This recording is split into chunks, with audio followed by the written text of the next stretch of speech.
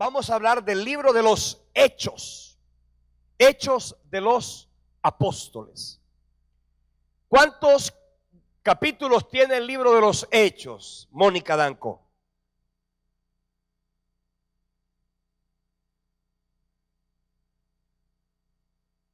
¿Cuántos capítulos tiene? 28. 28 capítulos tiene el libro de los Hechos de los Apóstoles. Si nosotros quisiéramos dividir el libro, lo podríamos dividir en 3 etapas. O sea, el libro está dividido en 3 grandes secciones. ¿Cuántas secciones? 3.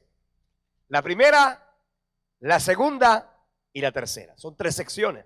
La primera sección, acuérdense que el versículo principal del libro de los Hechos es el que cité al principio. Recibiréis poder cuando haya venido sobre vosotros el Espíritu Santo. Pregunta, ¿sobre quiénes de ustedes ya vino el Espíritu Santo? Amén. Ahora, entienda que en la Biblia hay 2 tipos de bautismo, ¿ok? Hay un bautismo de vida y hay un bautismo de poder, ¿ok? El bautismo de vida es aquel bautismo cuando usted a través del Espíritu Santo llama a Jesucristo como Señor. Amén. La Biblia dice que el día que tú y yo creímos en Cristo, ese día recibimos al Espíritu Santo. Así que eso se llama el bautismo de vida. Pasamos de muerte a vida. Nadie podría llamar jamás a Jesucristo Señor si no es por el Espíritu Santo. Si usted dice a Jesús Señor, usted tiene el Espíritu Santo. Diga conmigo, yo tengo al Espíritu Santo. El Espíritu Santo renueva, transforma, santifica. El Espíritu Santo consuela. Ya habíamos leído y entendido que el Señor Jesucristo en el capítulo 14, 15 y 16 del libro de Juan habló del ministerio del Espíritu Santo. El ministerio del Espíritu Santo tiene varias dimensiones o varios enfoques. Uno, hacia los impíos, a los inconversos. ¿Qué hace el Espíritu Santo en los inconversos? Les convence de pecado, de justicia y de juicio. Si el Espíritu Santo no convenciera a los inconversos, ellos jamás podrían venir a Cristo. Nadie puede llamar a Jesús Señor si no es por el Espíritu Santo, dice la palabra. Así que el Espíritu Santo tiene un ministerio principal y es con los inconversos, ¿ok? El que no se ha convertido. El Espíritu Santo tiene también otro ministerio o otra faceta de su ministerio. Tiene que ver con la iglesia, ¿ok? Cuando hablamos de la iglesia, estamos hablando del cuerpo de Cristo. Una de las cosas que hace el Espíritu Santo en su ministerio con la iglesia es equiparla. Ahora, ¿con qué equipa el Espíritu Santo a la iglesia? Con dones, ¿ok? Dones. Los dones tienen 3 tipos de manifestaciones: dones de poder, dones de sabiduría y dones de revelación. Son 3 tipos de manifestaciones de los dones. Usted puede leer los dones en el capítulo 12 de la carta del apóstol Pablo a los Corintios. Dice el apóstol Pablo: no quiero, hermanos, que ignoréis acerca de los dones espirituales. Los dones espirituales son ¿cuántos? 9, divididos en 3 grupos. Está el don de ciencia, el don de fe, el don de sabiduría, el don de lenguas, de interpretación de lenguas. Está el discernimiento de espíritus, el don de sanidades, el don de hacer milagros. Faltó uno. Y el don de profecía. Son 9 dones. Ok, entonces el Espíritu Santo, ¿qué hace? En una segunda área de su ministerio es equipar a la iglesia con ese poder sobrenatural. Por eso la Biblia dice: y me seréis testigos. ¿Cuándo? Cuando venga sobre vosotros el Espíritu Santo. El Espíritu Santo llega a nuestra vida, nos da poder. Diga conmigo, poder. La palabra poder que se utiliza en el libro de los Hechos, capítulo 1, versículo 8, es la palabra dinamos o dinamita. La dinamita que viene del Espíritu Santo es la dinamita que nos permite a nosotros transmitir el poder. Pablo lo dijo: no quiero venir a vosotros con palabras de humana sabiduría, sino que vengo a vosotros con poder en el Espíritu Santo. Amén. Entonces, el Espíritu Santo, ¿qué hace en la iglesia? La equipa, porque sabemos que las armas de nuestra milicia no pueden ser carnales. Para enfrentar al mundo de las tinieblas necesitamos un poder. Así que el Espíritu Santo, en el caso de la iglesia, la equipa con dones. Ahora, en el caso del creyente, ¿qué hace el Espíritu Santo? El Espíritu Santo consuela. Diga conmigo, el Espíritu Santo consuela. Él es el consolador. La palabra consolador significa paracleto, el parácleto o paracletos divino. Es decir, el Espíritu Santo es nuestro consolador, ¿ok? Él nos consuela en medio del dolor, en medio de la aflicción, en medio de la pérdida. El único que puede consolar al alma es el Espíritu Santo de Dios. El Espíritu Santo, otra cosa que hace en el creyente es que lo santifica. Amén. Fíjate que somos santos, pero somos santificados también. O sea que el Espíritu Santo no solamente a través de la sangre de Cristo el Señor nos limpia, sino que el Espíritu Santo a través de la obra del Espíritu Santo nos santifica. Esa obra de santificación implica cada día morir a la vieja naturaleza. Si usted tiene el Espíritu Santo consigo, el Espíritu Santo te dará la capacidad de vencer todo tipo de naturalezas pecaminosas, todo tipo de debilidades humanas. En la medida en que tú avanzas con el Espíritu Santo, el que Él ha hecho morar en nosotros, dice la Biblia, nos anhela celosamente y ese Espíritu Santo nos consuela. La unción está muy relacionada con el Espíritu Santo y el Espíritu Santo hace algo, y es que Él pudre a través de la unción todo yugo. El yugo será roto a causa de ¿qué? De la unción, del equipamiento del Espíritu Santo. Entonces, cuando nosotros hablamos del libro de los Hechos, el libro no se llamaba así, porque en la época primitiva no tenía por nombre el libro de los Hechos de los Apóstoles. Eso se comenzó a llamar así más o menos en el siglo II. Hechos de los Apóstoles. Hay otros que llaman no el libro de los Hechos de los Apóstoles, sino también lo llaman el libro de los Hechos del Espíritu Santo. ¿Por qué? Porque en el libro de los Hechos encontramos el accionar, el mover, el fluir del Espíritu Santo. Y dice, recibiréis poder. Así que ese bautismo primero, el que hablaba, el bautismo de vida, es un bautismo que usted recibe cuando encuentra a Cristo en su corazón como Señor y Salvador. Ahora, hay otro bautismo, es el bautismo de poder, el bautismo que habló el Señor Jesucristo en el capítulo 1, versículo 8 del libro de los Hechos. Fíjense que en el capítulo 20 del libro de Juan, el Señor Jesucristo, dice la Biblia, habiendo y estando reunido con sus discípulos, dice que sopló sobre ellos y les dijo, recibid el Espíritu Santo. Y usted dirá, ¿cómo que Jesús en el capítulo 20 del libro de Juan sopla sobre los discípulos y ellos reciben al Espíritu Santo? Y solo hasta el día de Pentecostés, es decir, 50 días después de su muerte en la cruz, es que llega el Espíritu Santo al aposento alto. Entonces, ¿cómo así? Pues eso simboliza, o eso indica que hay dos tipos de bautismo. El primero es el bautismo de vida, donde el creyente se sumerge en el Espíritu Santo, reconociendo a Jesucristo como Señor y Salvador. Eso se llama conversión. Diga conmigo, conversión. ¿Cuántos de ustedes ya se convirtieron a Cristo? A ver, levante la mano. Usted y yo estamos convertidos, ¿no? Convertidos. Hay gente que no se ha convertido, pero yo declaro que usted ya está convertido. Ahora, usted dirá, ¿cómo sé yo que soy convertido? Pues es fácil. Si usted ama lo que antes odiaba y odia lo que antes amaba, eso es una evidencia de que usted es una persona convertida. Pero si usted sigue amando lo que antes amaba y odiando lo que antes odiaba, ¡uy! Hermano, usted necesita conversión. Venga aquí adelante, yo le invito a que reciba a Jesús como Señor y Salvador. Ese es el bautismo de vida. Ahora hay otro bautismo, el bautismo de poder. El bautismo de poder. El bautismo de poder, la Biblia lo llama la llenura del Espíritu Santo. En la Biblia y específicamente en el libro de los Hechos, la llenura del Espíritu Santo, es decir, el bautismo del Espíritu Santo, la evidencia física inicial de ese bautismo es el hablar en otras lenguas. El hablar en otras lenguas. Es decir, que usted tiene al Espíritu Santo, claro que sí. Pero el bautismo de poder se manifiesta a través de ¿qué?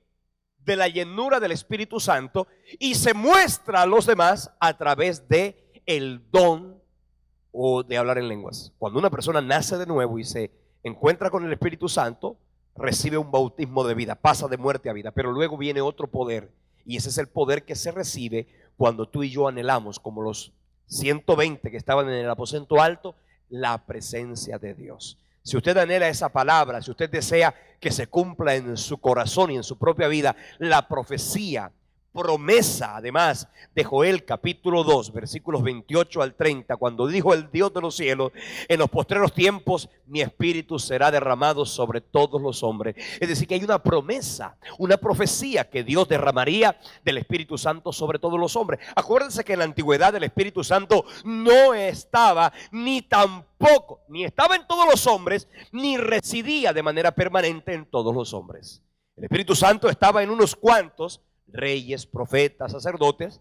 Pero luego del advenimiento del Espíritu Santo, en el capítulo 2 del libro de los Hechos, ese Espíritu Santo no solamente vino a los que estaban allí, sino que comenzó a derramarse, no solamente sobre los primeros creyentes judíos, sino que también comenzó a derramarse sobre los primeros creyentes gentiles. Y de esa manera el Espíritu Santo comenzó a llenar con poder la vida de los primeros creyentes. Por eso fue que la iglesia se pudo expandir, porque nadie podría expandir el evangelio si no tuviera ese poder. La Biblia dice: y recibiréis ¿qué?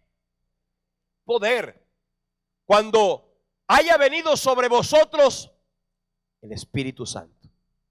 Y dice que más: me seréis testigos. La palabra testigo en el griego es una palabra muy fuerte, una palabra muy contundente, pero muy inclusive asustadora. La palabra mártir. Diga conmigo, mártir.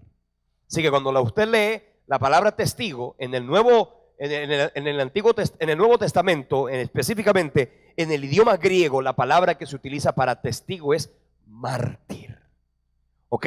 Y el único que te permitirá a ti, y usted dirá: pero ¿qué tipo de martirio voy a vivir yo? Pues obviamente los primeros creyentes vivieron un martirio. ¿Cuál fue el martirio? Esteban fue el primero que fue apedreado. Y más adelante, cuando vino la persecución judía y se agudizó la persecución judía, y luego vino la persecución imperial de Roma y muchos cristianos murieron.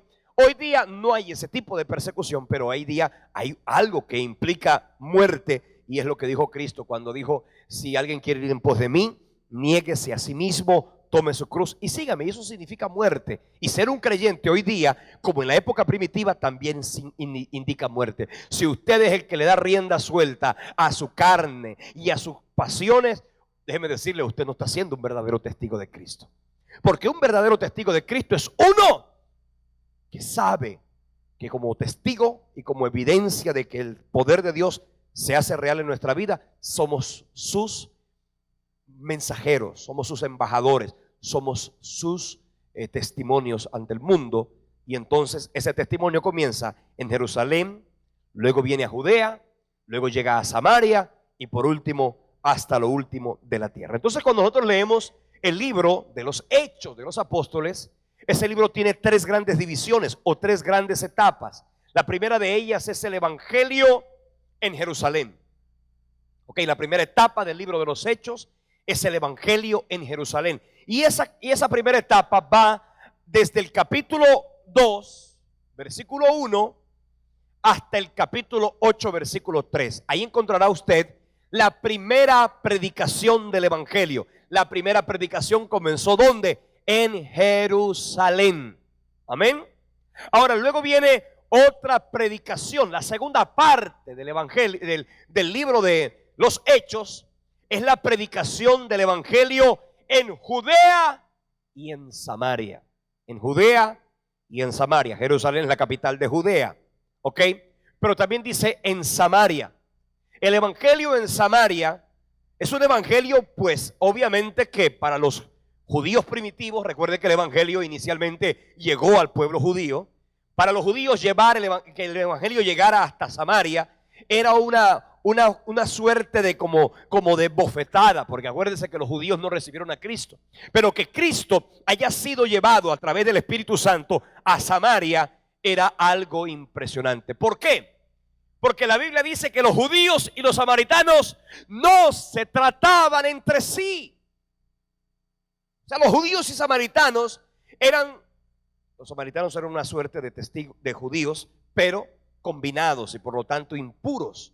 Por eso era que los judíos veían a los samaritanos como gente de menor valor, de menor rango, de menor estirpe. Pero el evangelio llegó a Samaria. Y cuando hablamos de Samaria, estamos hablando de que el evangelio llegó al corazón de aquellos que el pueblo. Y es que mucha gente tiene que entender esto. Usted tiene una idea de Dios, usted tiene un pensamiento de Dios, usted tiene una opinión de Dios. Y usted podría decir, es que Dios es mi Dios. Y entonces el Dios que tú y yo conocemos, usted cree que es exclusivamente tuyo. Y no es así. El Dios de los cielos es tu Dios, claro que sí, tú lo hiciste tu Padre. Él te hizo su Hijo. Pero también, entiéndelo, el mismo Dios ha llevado el evangelio a otras personas que aunque no son de tu agrado y de tu más extraordinaria simpatía, son personas que también el Señor ha salvado. En el cielo te vas a encontrar con gente que no querías encontrarte. ¿Aló? Por lo tanto, eso habla de algo interesante, y es que el evangelio no es potestativo la salvación no es potestativa del hombre, la salvación es potestativa de Dios. Es Él quien conoce el corazón y es Él quien al final concede la salvación. Dígame a eso, a través del sacrificio de la cruz. La Biblia dice, todo aquel que invocare el nombre del Señor Jesucristo será salvo. Hay un grupo religioso, son los hermanos de la Comunidad Pentecostal Unida de Colombia, ¿cierto? Ellos llamados los hermanos de la Nueva Luz, ellos se llaman así. O también, muy popularmente conocidos con el nombre de los Jesús Solo. ¿Sabía usted que hay un grupo que se llama el grupo de los Jesús Solo? ¿Por qué lo llaman los Jesús Solo? Porque ellos, el Padre es Jesús, y el Hijo es Jesús, y el Espíritu Santo es Jesús. Así que para ellos todo es Jesús. Pregunta, ¿son salvos? La Biblia dice que el que tiene al Hijo tiene la vida. Ellos no sienten el espíritu de adopción que usted y yo tenemos. Para ellos el concepto de Trinidad no es muy claro. Sin embargo, la Biblia dice que ellos son salvos porque el que invocare el nombre del Señor Jesús, ese será salvo. ¿Cuántos invocaron ya aquí el nombre del Señor Jesús? Dice la Biblia, cree en el Señor Jesucristo y serás salvo tú y tu casa. Entonces hablamos de la segunda etapa del libro de los Hechos, es la predicación del evangelio en Samaria y en Judea. Amén. Y por último encontramos esa explicación de Jesucristo. Primero el evangelio sería predicado en Jerusalén, luego en Judea y Samaria, y luego hasta lo último de la tierra. Entonces cuando hablamos de Jerusalén encontramos desde el capítulo 2 versículo 1 hasta el capítulo 8 versículo 3. Y luego encontramos la predicación en Judea y en Samaria desde el capítulo 8 versículo 4 hasta el capítulo 9 versículo 43. Ahí encontramos entonces la segunda porción o la segunda división del libro, la primera etapa, la segunda etapa, desde el capítulo 8 versículo 4 hasta el capítulo 9 versículo 43. Es importante que sepamos cuando así no se debe colocar, sino 8 2.4, ¿ok? 8 2.4. Eso habla de que el capítulo 8 versículo 4. Luego viene la tercera etapa, y es la etapa de la predicación del evangelio hasta lo último de la tierra, y lo encontramos entonces desde el capítulo 10 versículo 1 hasta el capítulo 28 versículo 31. Entonces son tres etapas que encontramos en el libro de los Hechos. La primera etapa, la predicación de la iglesia en Jerusalén. Esto que nos dice que después de la resurrección y la ascensión de Jesucristo al cielo, que encontramos en el capítulo 1 del libro de los Hechos, Jerusalén fue el escenario de la formación del núcleo cristiano más antiguo de la historia. Acuérdense que la iglesia no nació en Roma. La iglesia nació ¿dónde? Jerusalén, ¿ok? La iglesia no es romana. Los hermanos de Roma, pues ellos dicen que ellos son la iglesia naciente, que allá fue que nació la iglesia. Mentiras, la iglesia nació no en Roma, no en Constantinopla, la iglesia nació en Jerusalén. De manera que la iglesia es jerosolomitana, no romana, no de Constantinopla. Entonces encontramos que allí comenzó el primer núcleo de la iglesia cristiana. Allí vino sobre los discípulos el Espíritu Santo en el día de Pentecostés, y allí se dieron los primeros pasos para la organización de la iglesia en Jerusalén. En Jerusalén, allí fue el epicentro, obviamente, de la predicación del evangelio. De allí surgieron y de allí salieron los primeros misioneros. En la segunda etapa encontramos la predicación del evangelio en Samaria y en Judea.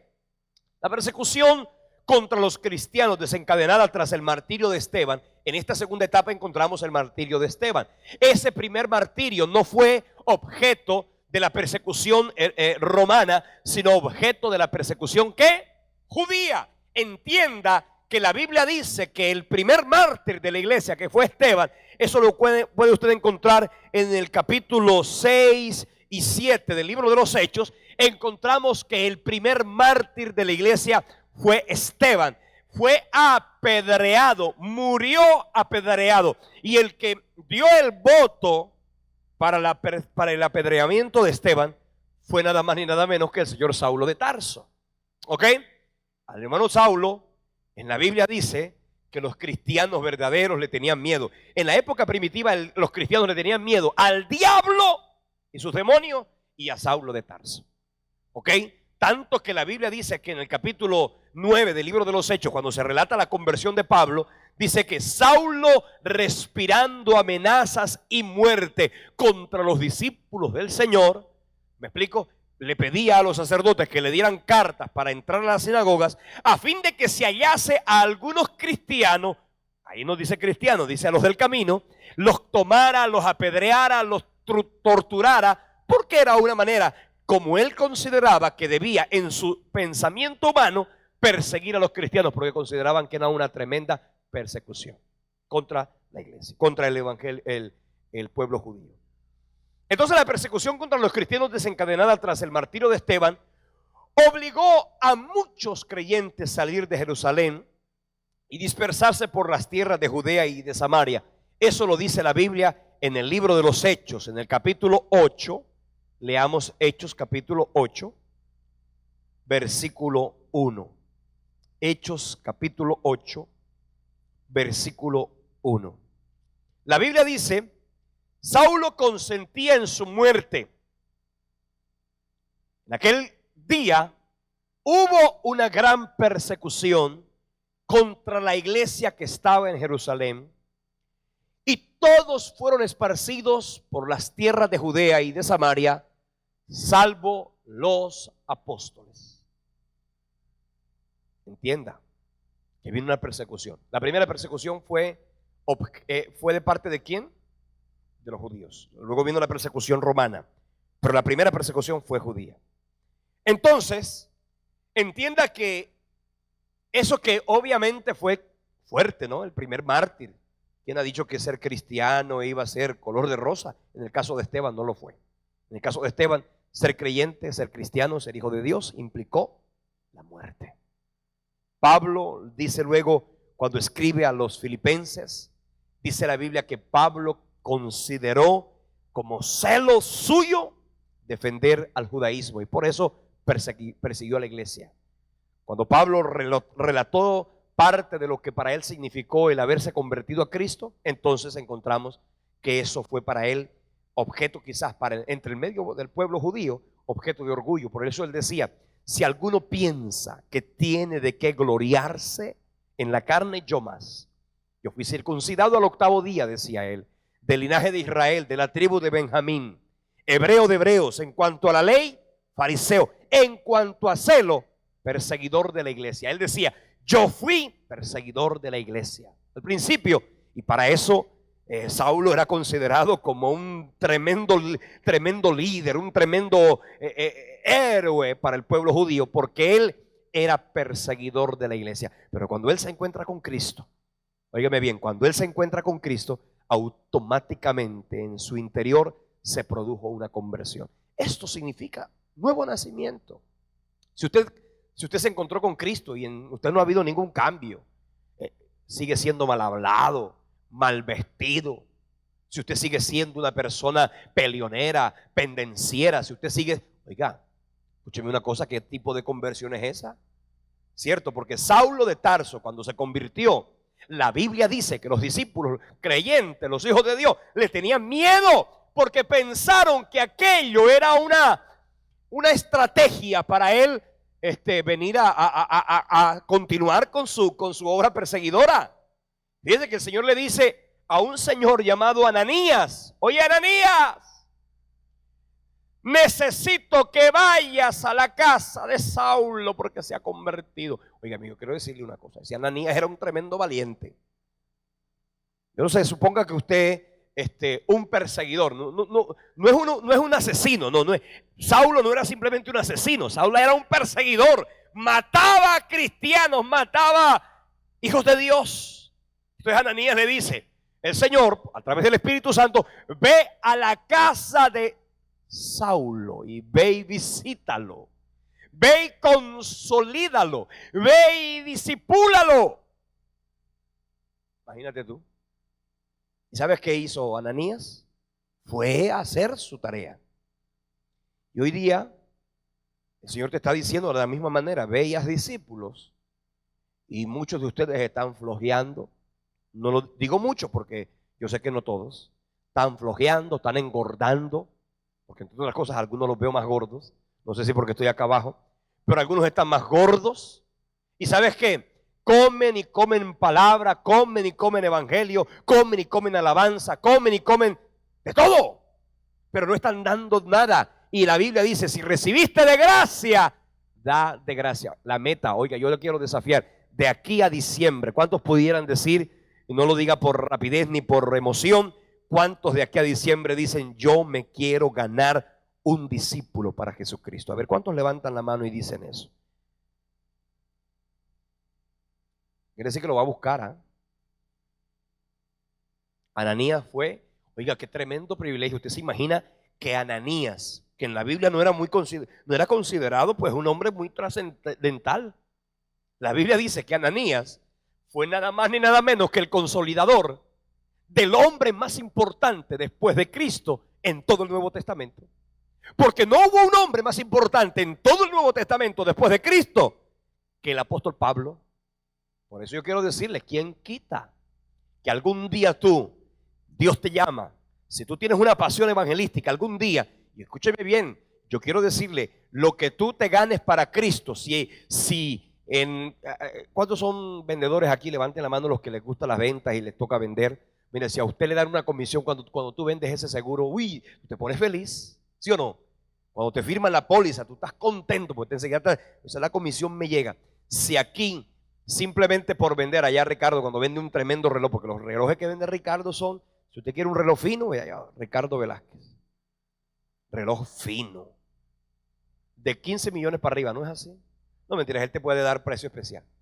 Entonces, ¿qué quiero decirte con esto? Si a ti eso te da alegría porque te va a llegar una buena comisión, yo quiero decirte una cosa: el hecho de que tú ganes a alguien para Cristo definitivamente va a significar que un día seas coronado como un hombre que ganó, que fue y ganó a otros para Cristo. Diga amén y dale un fuerte aplauso al Señor. Dios, no es fácil, no es fácil. Fácil convertir a alguien, no es fácil. Seguir a alguien y hacerle seguimiento es fácil, no es fácil. La gente que me ganó a mí para Cristo, por favor, fue gente que, yo le digo una cosa, yo me le escondí a los hermanos Álvarez. El hermano Orlando Álvarez y la hermana Nancy Cecilia Cepeda de Álvarez. Ellos, Yo pensé que al principio ellos le daban una comisión cuando llevaban a alguien a la iglesia. Yo le digo, de hecho un día yo, ¿cuánto le dan a usted porque me lleven a mí? Porque eso me insistieron tanto, me insistieron. Yo me les escondía, me les escondí. Yo les decía, hoy no fío, mañana sí, igualito. La otra semana, hoy, mire, llegó un día en que se me acabaron las excusas.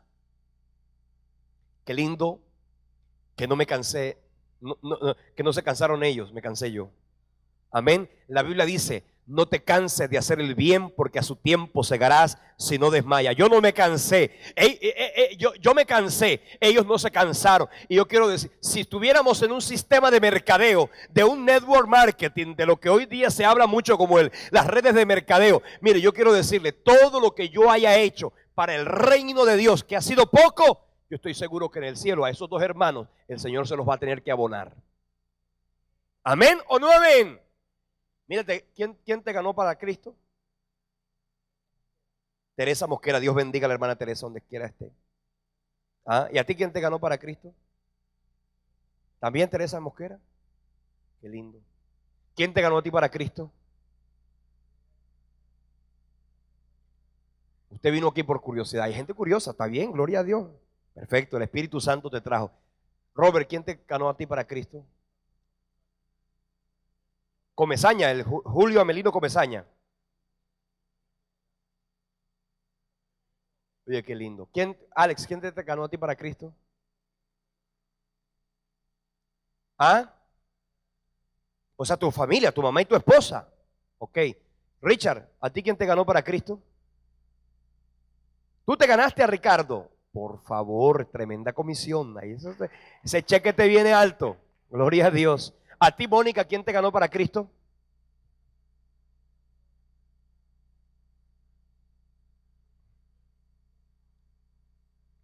No, nada, hasta que te ahogaste en el Espíritu. Gloria a Dios. ¿A ti quién te ganó para Cristo? Solón de Luque, fíjate, y ahora tienes que volvértelo a ganar porque hace rato que no lo veo. Hay gente que es así, como que te pongo y me salgo. Así que ve y busca a Solón, que hace rato que no lo veo. ¿Sabes dónde está Solón en estos momentos? Gaby, ¿quién te ganó a ti para Cristo? ¿Quién? Mari Polo de Buedequín. Gloria a Dios. Qué lindo. Luz Preciado, ¿a ti quién te ganó para Cristo? Carlos Atencia. Oh, sí. Él era de los exploradores del reino. Claro, gloria a Dios. ¿Y a usted, hermana? El Espíritu Santo, que hay comisión directa del Espíritu, definitivamente.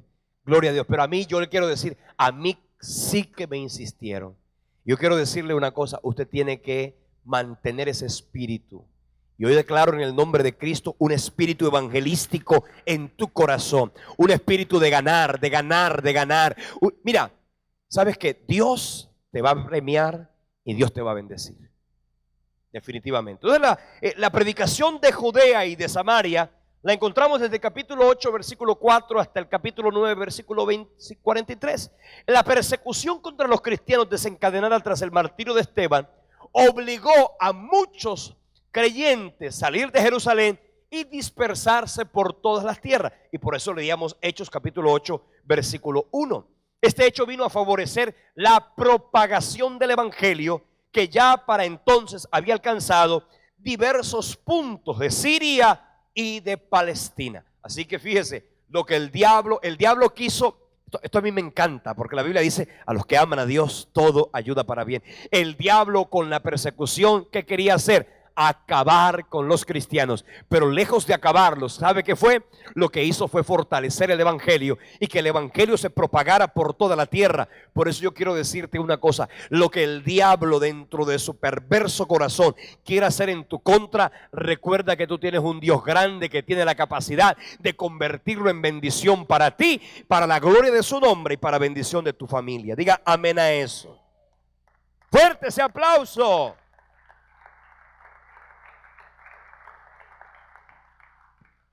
La tercera etapa entonces era la predicación hasta lo último de la tierra. Y eso fue desde el capítulo 10, versículo 1, hasta el final de los textos del libro de los Hechos, es decir, el capítulo 28, versículo 31. Dios en el camino de Damasco había llamado a Saulo de Tarso para hacer de él un instrumento escogido para llevar el nombre de Jesús a los gentiles. Vea lo que dice Hechos capítulo 9, versículo 15. Dice así la palabra. El Señor le dijo: ve, porque instrumento escogido me es este, para llevar mi nombre en presencia de los gentiles y de reyes y de los hijos de Israel. Ojo con eso. Saulo era un judío de raca mandaca.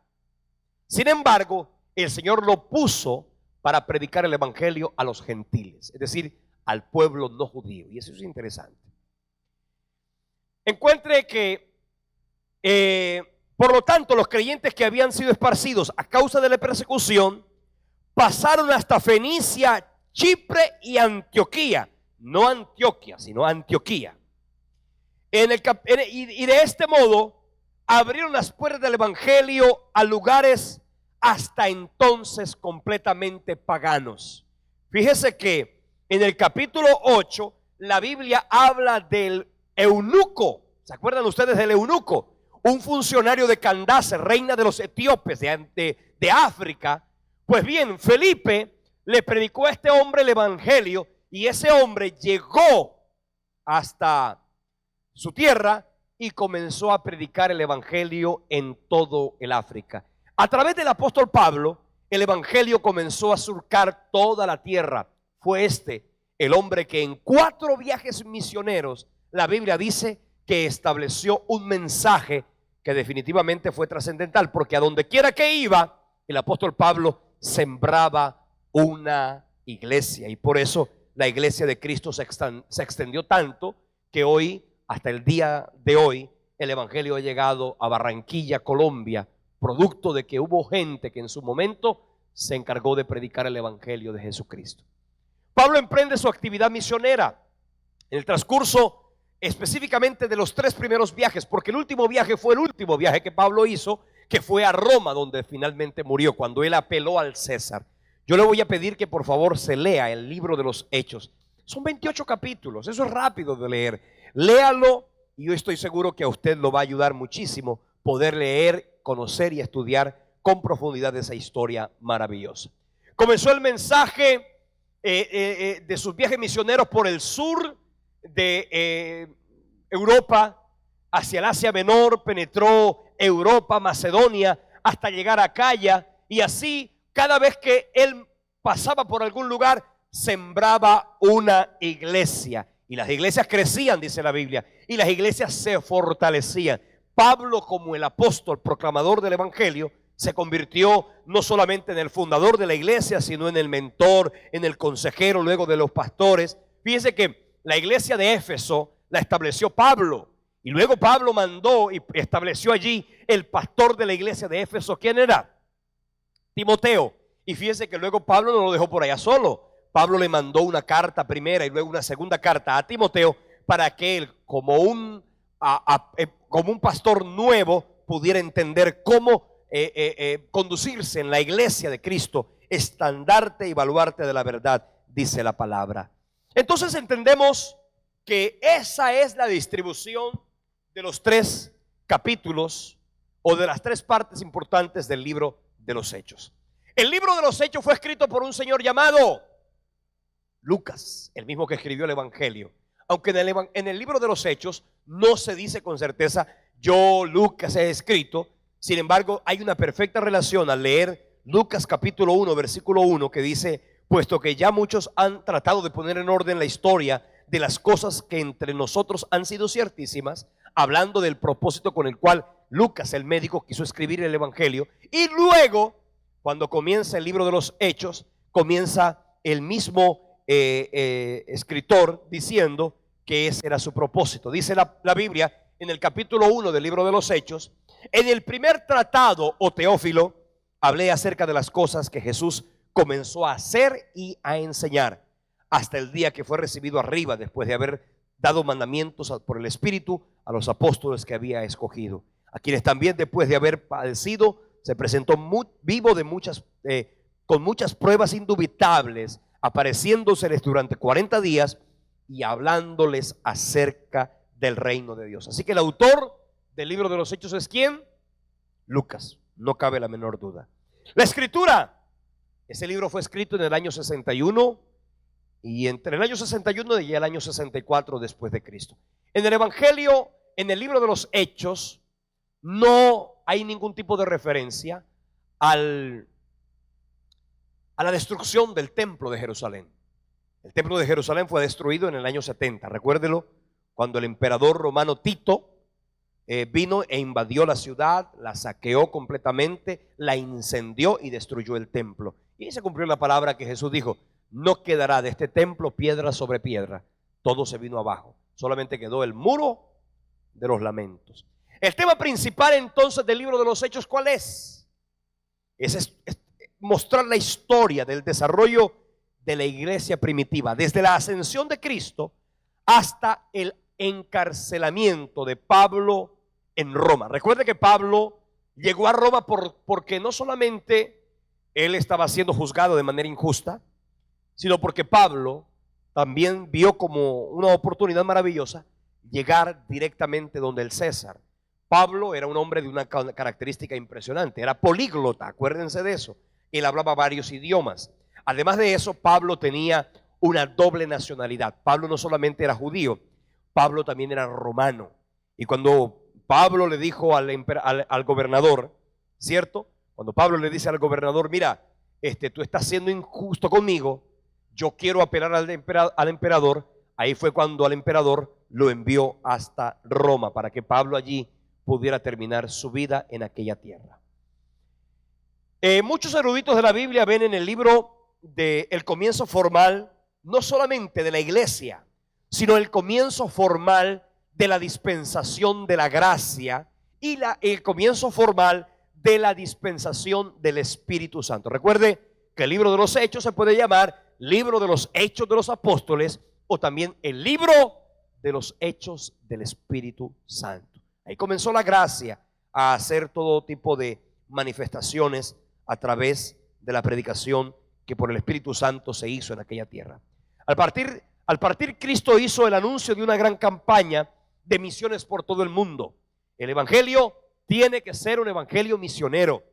El espíritu misionero, el espíritu evangelístico, el espíritu de llevar el evangelio a otros lugares es el espíritu que Cristo estableció desde el momento mismo en que Él sembró la iglesia en la tierra, que la iglesia pudiera ir. Dice que la gran comisión, ¿en qué consistía? Id y hacer discípulos a las naciones.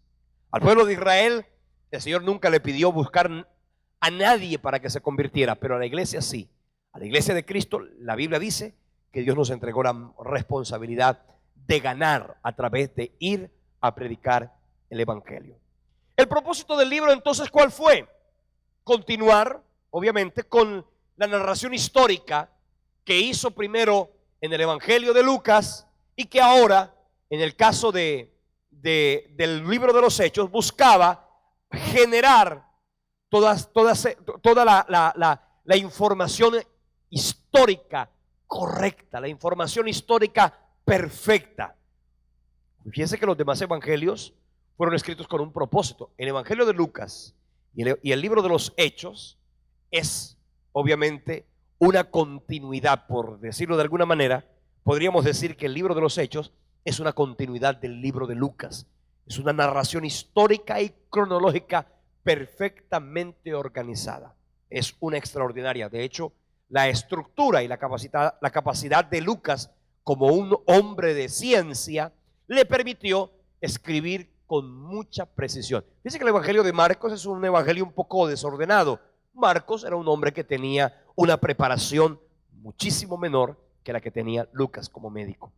Entonces, encontramos que el propósito del libro es el de anunciar el evangelio y que el evangelio pudiera hacer una perfecta aplicación y adaptación a un contexto completamente legalista. Recuerde esto.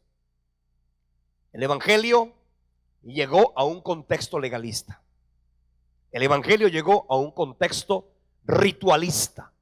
el evangelio de Cristo, un evangelio de gracia, un evangelio de salvación, un evangelio de redención, un evangelio de vida eterna, un evangelio de buenas nuevas, llegó a un contexto eminentemente legalista. Porque el pueblo judío es un pueblo legalista. Que el pueblo judío sea legalista y que lo haya sido en aquel entonces y que lo siga siendo ahora, pues es normal. El problema es cuando el legalismo se mete a la iglesia. La iglesia legalista, una iglesia legalista, es una iglesia que no entiende las diferencias entre la ley y la gracia. Y eso es un problema muy, pero muy grave que todavía hoy se está gestando. La gente que no entiende que una cosa es el pueblo de Israel y que para ellos Dios estableció una serie de normas, de parámetros, de pautas, y otra cosa muy diferente es el evangelio y la gracia para la iglesia de Cristo. Si usted quiere entender esa diferencia, para eso se escribió específicamente el libro o la carta, pues, del apóstol Pablo a los Gálatas. En Galacia se estableció una iglesia que comenzó encontrándose con Cristo y luego comenzó a querer adaptarse a un judaísmo completamente legalista. Y Pablo le dijo a los Gálatas: óigame, si ustedes comenzaron por Cristo, quieren volver a la ley, dice la Biblia, que de Cristo os desligasteis cuando por la ley os queréis justificar. Eso es interesante de entender. Cristo estableció un nuevo evangelio, porque la Biblia dice, la ley por Moisés fue dada, pero el evangelio y la gracia vinieron por medio de Jesucristo. Es importante que entendamos el mensaje de la gracia. Es importante que entendamos el mensaje del evangelio, porque si no hay un perfecto conocimiento, un perfecto entendimiento de la ley versus la gracia, podemos caer en errores terribles que obviamente generan conflictos conflictos prácticos para caminar en la vida de fe. Los versículos claves, vamos a leer algunos versículos claves. En la Biblia, en el libro de los Hechos, encontramos 6 pasajes que pueden ser considerados los 6 pasajes más importantes del libro de los Hechos. ¿Ok? 6 pasajes. Estos 6 versículos o estos 6 pasajes que voy a leerles son los pasajes que hablan de 6 momentos, de los 6 momentos más importantes registrados en el libro de los Hechos. Primero de ellos, el capítulo 1, versículo 8, que dice: recibiréis poder cuando haya venido sobre vosotros el Espíritu Santo, y me seréis testigos en Jerusalén, en Judea, en Samaria y hasta lo último de la tierra. Esa misma palabra se aplica para ti. Tienes que ser testigo. Para ser testigo primero tienes que recibir poder. ¿Ok? Para ser testigo, ¿dónde? En tu Jerusalén. Cada uno de nosotros tiene su propio Jerusalén. ¿Cuál es tu Jerusalén? Tu hogar, tu casa, tu familia. La Biblia dice que el que no provee para los suyos, primordialmente para los de su casa, dice la Biblia, ha negado la fe y es peor que un incrédulo. Y eso es interesante de analizar ahora. ¿Puede tu familia decir de ti que has sido un ejemplo, que has sido luz para tu casa, que les has modelado a Jesucristo? ¿Puede tu familia decir eso? ¿O puede tu familia decir, sabe, él habla muy bonito, pero actúa muy terrible? Él es, con los hermanos de la iglesia, uy, maravilloso, no le niega el chance a nadie, pero aquí en la casa es uno que no se presta para nada, no lava ni un plato. Pero en la iglesia yo lo veo metido en todo. Quiere estar en protocolo, quiere estar en staff, quiere estar en la alabanza, quiere meterse en todo. Pero aquí en la casa no es capaz de cuando terminó de comer, levantar el plato y llevarlo allá, como mínimo, ¿no? Lo máximo debería hacer es lavar la vasija. ¿Cómo se llama? ¿Cómo le dicen aquí? Los chismes. En el interior se dice los cutes, los trastos, los peroles, los chócoros. Aquí dicen los chismes. ¿Ok? ¿Usted qué hace en su casa? ¿Usted solamente allá? Aquí dice, recibiréis poder para lavar los platos. Claro, Es una manera de testificar de Cristo. Aló. El Espíritu Santo te da poder aún para lavar los platos. Eso es más poderoso que la acción arrancagrasa. Porque cuando usted lava los platos como un testimonio de fe, eso arranca del corazón de la familia resentimientos, rencores. Óigame, que hacendoso se ha vuelto. ¿Ah? Antes era un flojazo y mira, ahora lava los platos, ahora tiende la cama. ¿Aló? ¿Usted qué hace en la casa, hermano? ¿Usted ayuda en la casa? ¿Sí? Lava los platos. Yo lavo los platos cuando no hay muchacha. Así que yo quiero que siempre esté la hermana que nos ayuda. Pero cuando no, me toca a mí. Me toca a mí. Porque mi esposa tiene una cosita, yo no sé si eso es verdad o no. No, mentira, es verdad. Ella tiene una cosa, una dermatitis aquí, que cuando lava entonces cuando está solita me toca a mí. Me toca a mí. Y yo le digo, pero mira, hay unos guantes que el dermatólogo le dijo que se pusieran unos guantes de tela, luego unos guantes de... No, no ha querido comprar los guantes de tela ni los guantes de plástico, entonces me toca a mí lavar. Gloria a Dios. Hechos capítulo 2, versículo 4, dice, y fueron todos llenos del Espíritu Santo y comenzaron a hablar en otras lenguas, según el Espíritu les daba que hablasen. Entienda esto. Eso se llama bautismo en el Espíritu Santo. ¿Cuántos de ustedes ya hablan en otras lenguas? ¿Aló? ¿Usted habla en lenguas? Ese hablar en lenguas, la gente no sabe manejarlo. El hablar en lenguas, mucha gente no ha hablado. ¿Quiénes no han hablado en lenguas? A ver, levante la mano. Bueno, usted tiene que anhelarlo, ¿ah? Oiga, hermano, usted tiene 40 años en el Evangelio. Usted, el de verde. ¿Cuántos años tiene usted en el Evangelio? Caramba, y usted en 14 años. ¿Ah? Yo de usted ya hubiera vivido 40 vigilias. El bautismo en el Espíritu Santo. Hay mucha gente que le da miedo a hablar en lenguas. Hablar en lenguas es la evidencia física. Cuando yo hablo en lenguas, una cosa es el bautismo en el Espíritu Santo, donde yo hablo en lenguas, y otra cosa es el don de lenguas. Son dos cosas diferentes. ¿Sabía usted de eso? Yo hablo en lenguas como evidencia del Espíritu Santo, del bautismo en el Espíritu Santo, porque el hablar en lenguas está intrínsecamente relacionado con mi avivamiento espiritual, con mi crecimiento espiritual, con el poder de Dios en mi interior. Eso se llama bautismo en el Espíritu Santo. Y cuando tú eres lleno del Espíritu Santo, tú hablas en lenguas. Pero el hablar en lenguas como don es otra cosa diferente. La Biblia dice que hay dos tipos de lenguas. Hay lenguas humanas y hay lenguas angélicas. Hay un tipo de lenguas que es para la edificación del cuerpo de Cristo, y hay otro tipo de lenguas que es para la edificación del propio creyente. Aló, si yo hablo en lenguas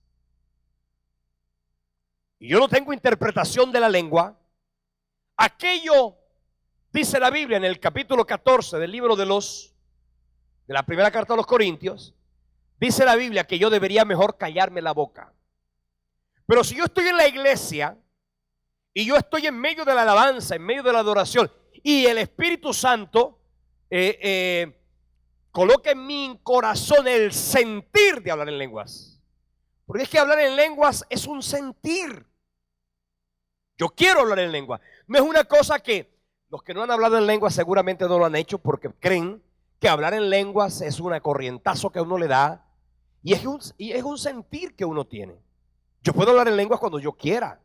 Yo tengo dominio porque ya esto en mí es una evidencia de la llenura del Espíritu Santo. Yo hablo en lenguas cuando yo quiera. Yo hablo en lenguas cuando quiero hablar en lenguas y me callo cuando quiero callarme. Lo que yo hago al hablar en lenguas es mi propia edificación. La Biblia dice así: el que habla en lengua extraña a sí mismo se edifica.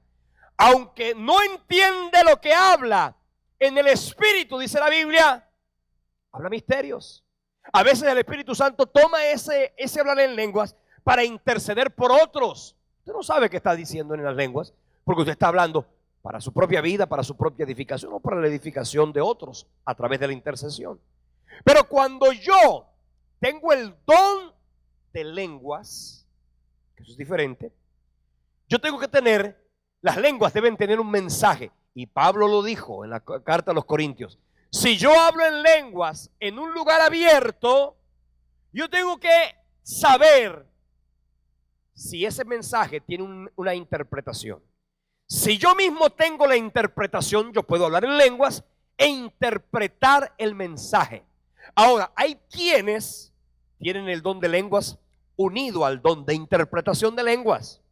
Pero hay quienes solamente tienen el don de lenguas, no tienen el don de interpretación de lenguas. Y el apóstol Pablo decía que cuando alguien tenga el don de lenguas, cerciórese de que haya alguien que tenga el don de interpretación de lenguas. Porque de lo contrario, aquello no tendría ningún sentido. Las lenguas pueden ser, obviamente, para la edificación de la iglesia, porque son las lenguas como un don. Pero cuando yo tengo eso como una evidencia de mi llenura, yo puedo hablar en lenguas cuando a mí me dé la gana, en cualquier momento, en el baño, en el carro, ¿cierto? Porque es para mi propia edificación. Cuando usted habla en lenguas, definitivamente la Biblia dice, y quiero que usted vaya al libro de la carta a los Corintios, del capítulo 14, y usted pueda leer, y allí definitivamente va a entender todo el propósito de Dios con el hablar en lenguas.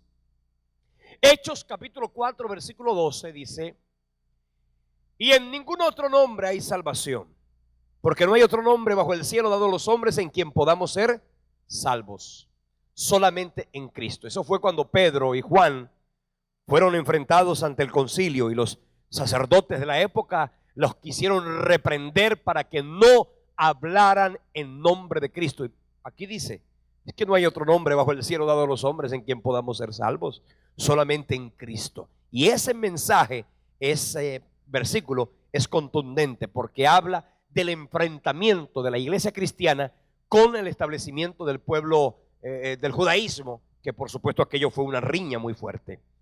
El cuarto texto del clave del libro de los Hechos lo encontramos en el capítulo 4, versículos 19 y 20, que dice, mas Pedro y Juan respondieron diciéndoles, juzgad si es justo delante de Dios obedecer a vosotros antes que a Dios, porque no podemos dejar de decir lo que hemos visto y hemos oído. Aquí está una palabra que es interesante, y es cuando el apóstol Pedro le dice a los señores del concilio, es menester obedecer a Dios antes que a los hombres. ¿Sabía usted que usted tiene que obedecer a Dios primero que a los hombres? Siempre y cuando, y eso ese versículo de hay que obedecer a Dios antes que a los hombres, infortunadamente es el versículo predilecto de los rebeldes. Los rebeldes, no hay un solo rebelde que no se sepa ese versículo de memoria. Los rebeldes obstinados, aquellos que quieren hacer lo que les da la gana, terminan siempre usando ese versículo. Es menester obedecer a Dios antes que a los hombres. Déjeme decirle, ¿cuándo es que hay que obedecer a Dios antes que a los hombres? Cuando los hombres te pidan hacer a ti algo que vaya directamente en contra de la palabra de Dios. Si tu autoridad, que usted puede decir, no, es que, ¿qué tal que mis hijos me dijeran a mí? Es menester obedecer a Dios antes que a los hombres. Dios, ¿qué tal que a mis hijos les encanta bajar a la piscina, a bañarse? ¿Qué tal que un día yo les digo, no se pueden bajar? Y mi hijo menor o mi hijo mayor me diga, Dios colocó en mí el sentir de bajar a la piscina. Y papi, es menester obedecer a Dios antes que a los hombres. Cierto que eso no tiene aplicación. ¿Cuándo es menester obedecer a Dios antes que a los hombres? Le repito, cuando los hombres te pidan hacer algo en contra de la palabra de Dios. Los señores esto le estaban diciendo a los judíos, a Pedro y a Juan, perdón, no prediquen el evangelio. Y es que ellos ya habían recibido de Cristo la autoridad y la orden y la comisión de ir y predicar el evangelio. Luego no hacerlo sería desobedecer a Dios. Y usted no podrá desobedecer a Dios para obedecer a los hombres, pero jamás podrá desobedecer a los hombres creyendo que usted está obedeciendo su propia carne. Eso es muy delicado. Quinto texto es el texto que habla de la conversión de Pablo. Mas yendo por el camino, aconteció que al llegar cerca de Damasco, repentinamente le rodeó un resplandor de luz del cielo, y cayendo a tierra oyó una voz que le decía: Saulo, Saulo, ¿por qué me persigues? Dura cosa, ¿quién eres? Le dijo Pablo. ¿Quién eres, Señor? Y él le dijo: yo soy Jesús a quien tú persigues.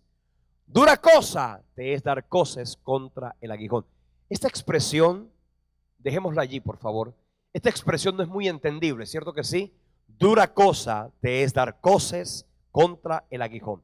Una persona me escribió y me dijo: pastor, yo no entiendo esa frase. ¿Qué es dar coces contra el aguijón?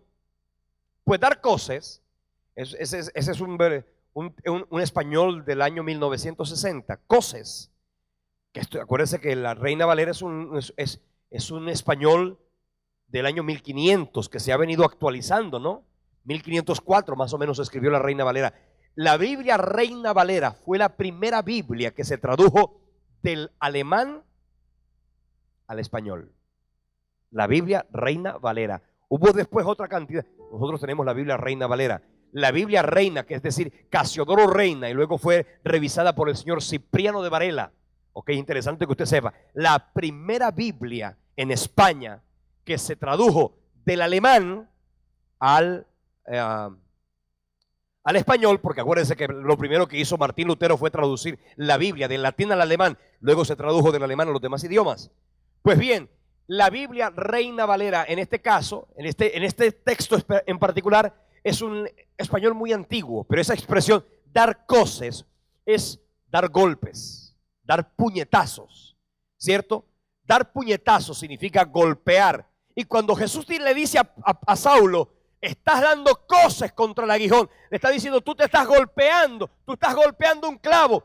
¿Acaso una persona sensata cogería hay gente insensata que golpea la pared? Cuando tienen rabia, ¿cierto? Hay gente que golpea algo. Me pregunto, ¿acaso alguna pared ha llorado por un golpe de algún troglodita? Porque hay trogloditas que le pegan la pared, hay trogloditas que tiran el televisor al piso y después están recogiéndolo. Y gente que con la rabia hace lo que sea, se vuelven insensatos, se vuelven torpes. Dar coces contra el aguijón es golpear un clavo. ¿Usted podría golpear un clavo? ¿Usted sería capaz de hacerlo? Ninguna persona inteligente lo haría. Pues bien, irse en contra del mensaje del evangelio, y eso fue lo que le dijo Saulo: oye, miren, muchacho, tú me estás persiguiendo a mí. ¿Tú qué crees que estás persiguiendo a los judíos? No, me estás persiguiendo a mí. Y si me persigues a mí, te estás haciendo daño. Por eso que Saulo cayó a tierra y humillado reconoció que Cristo era el Señor. Amén. Entonces dice la Biblia que él, temblando y temeroso, le dijo: Señor, ¿qué quieres que yo haga? Y el Señor le dijo: levántate y entra en la ciudad, y allí se te dirá lo que debes hacer. Y el último texto que puedo considerar un texto clave del libro de los Hechos es el de capítulo 16, versículo 31. Ellos le dijeron: cree en el Señor Jesucristo y serás salvo tú y tu casa. Es un versículo clave del libro de los Hechos. Ahora, no es esta una promesa. Es un versículo, no es una promesa. Porque mucha gente dice: ellos están en la promesa. Esa es una expresión que mucha gente utiliza para decir: claro, mi familia está en la promesa. ¿En cuál promesa? Esa no es una promesa, es una condición que los discípulos le dijeron al carcelero de Filipos: si tú crees en el Señor Jesucristo, serás salvo. Serás salvo tú, y por consecuencia tu testimonio tiene que salvar a tu casa. Pero nadie está diciendo que tu familia se va a convertir porque tú eres un cristiano. Eso es evidente que será consecuencia de tu testimonio y de lo que dijo Cristo en el capítulo 1, versículo 8. Si tú eres testigo, entonces tu familia, la de tu casa, se va a convertir a Cristo también. Amén.